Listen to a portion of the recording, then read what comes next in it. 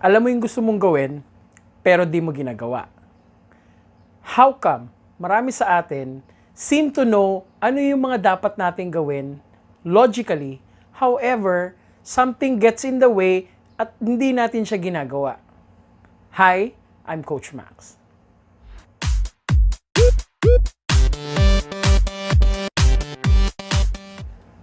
Today, I want to talk to you about something interesting kasi it is a battle constantly going in our mind. The battle between logical thinking and emotional thinking. Ano ba yung mas powerful? Sometimes, I don't know about you, hindi ako immune sa mga ganyang conversation in our mind.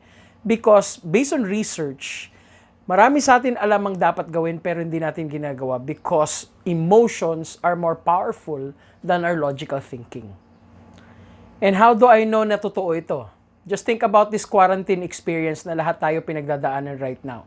I'm sure a lot of you want to learn new things, want to do new things in your life that you can do.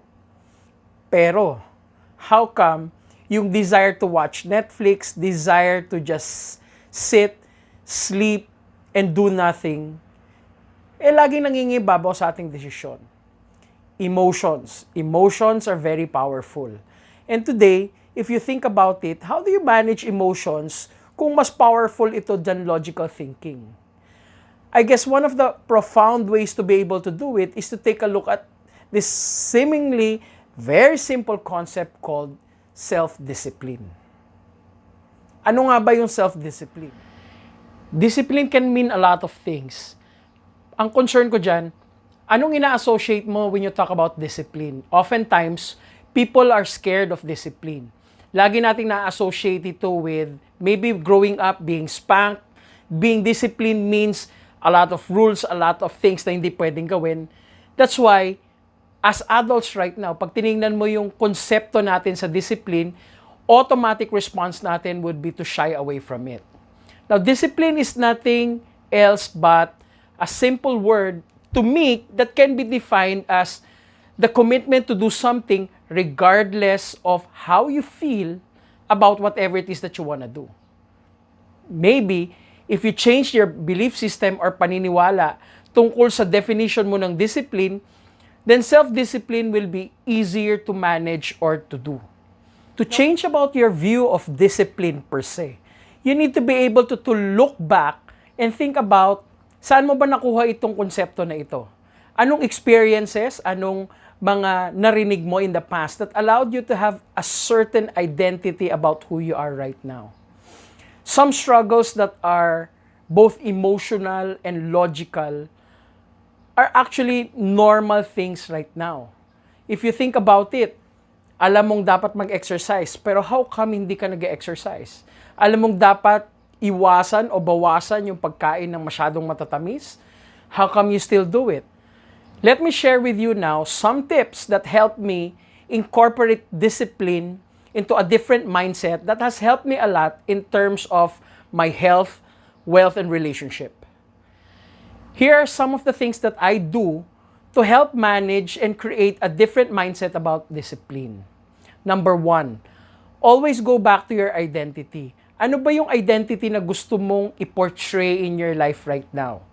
A way to look at it is thinking about perfect end results. Saan ko ba gusto dalhin yung experiences ko so that as if I apply my discipline in that aspect of my life, whether it's personal, health-wise, relationship-wise, money-wise, I get to apply it. Always begin with that concept. Anong identity gusto kong i-portray? Number 2, if you know now the identity that you want to experience or exhibit in your life right now, let's say you want to be more healthier, you want to be more athletic, you want to be more responsible in terms of your money, you want to be able to have better relationship. Once you have that in mind, how do you now transition to creating a discipline? Well, one way that I do is to constantly have reminders so that I know every time I see these reminders, they actually trigger me remembering the identity that I want. I'll give you a perfect example. Nakikita niyo yung mga medal na yan. These are medals of my wife doing a healthier lifestyle, doing OCR, doing Spartan races. Do I want to be a Spartan racer? Maybe at this point, no. But I do want to be more healthier. As a result, I create triggers that allows my mind to remember na, hey, importanteng maging healthier. Take my shirt for example. Courtesy of my wife. Now, why is this important? Again, trigger. Every time I see those medals, every time I wear this shirt, it helps trigger in my mind na, hey, I want to be more healthier. Maybe at my own pace, not to the degree that I will go and jump and do Spartan immediately. But what are the triggers that you can do to help remind you, especially during the times na tinatamad ka, where your emotions are more powerful than the logical thinking that you have, na, hey, stand up, jog, exercise, or do something that you want to be able to manifest in your life. Number 3, I want you to be able to remember Nike's slogan, just do it. Just doing it means just diving into it, not necessarily doing the whole run, for example, if that's your thing. Doing it small steps at a time. You need to be able to be used to in terms of experiencing the discomforts of change. And how do you do that? Practice doing it, jumping into it. Have small exercises at home. Ano ba yung mga bagay na ayaw mong gawin pero kailangan mong gawin? For example, maybe as simple as how I started with my health. I started doing something that I don't normally do regularly, so it becomes a discipline. Like what? When I wake up in the morning, gratitude. Pasalamat sa anything that my eyes can see. Anywhere from the lights, to the bed, to the aircon, to the medals, to the hot shower, etc., etc. That's one way. Another one, as you stand up, wake up from bed, fix your bed. Stand up immediately and fix your bed. Maybe it's something that you don't do, but that small times, nagagawin mo siya, embraces now the diligence of you doing it that actually becomes a power pill if you think about it, and strengthening your mind in terms of discipline. Discipline is a skill you can master. Discipline is a muscle you can exercise. So do those small things. Maybe ayaw mong mag-exercise. One of the things you can do, instead of using elevator going up your condo perhaps, or actually calling for deliveries, kung kayang lakarin, then go have that 10-minute walk. Go have that 3 floors of flight going up your condo. Do something. Small steps that will allow you a little bit to be a little bit closer to your goal. Number 4, meditate. There are countless, sobrang dami ang mga researches around meditation. It's really just allowing yourself to be mindful of the way your thoughts are working. Meditation helps in terms of calming your thoughts. And why is that important? Our mind is so noisy at times that we don't really realize the many things that are distracting us. And meditation is one of the tools that help people ground themselves and be able to manage the thoughts that come into their mind. Remember, emotions and logical thinking will always have a constant battle.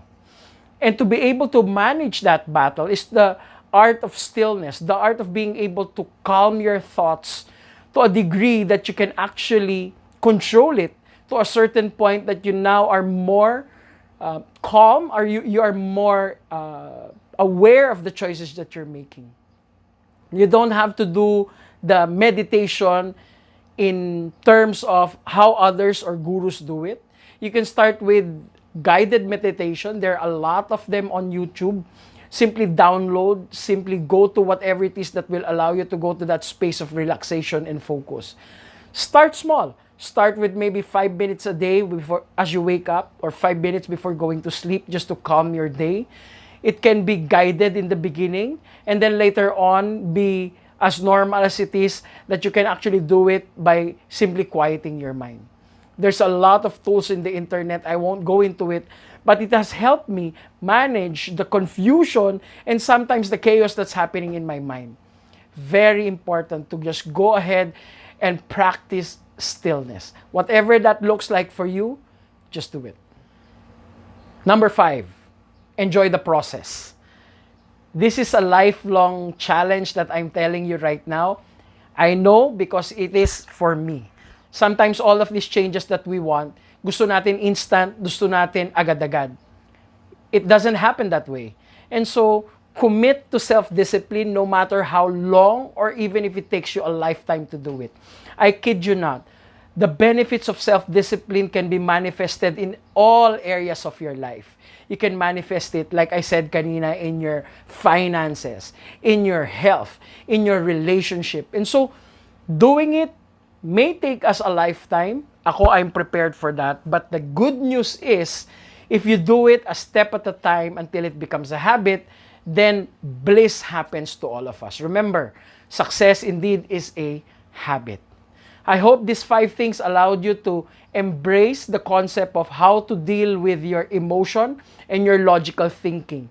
And in this battle right now that sometimes emotion gets to win, self-discipline can be a tool that you can actually master in all aspects of your life, and so that later on you can actually apply it. So I hope you enjoyed this small video. Thank you. Stay safe and God bless you.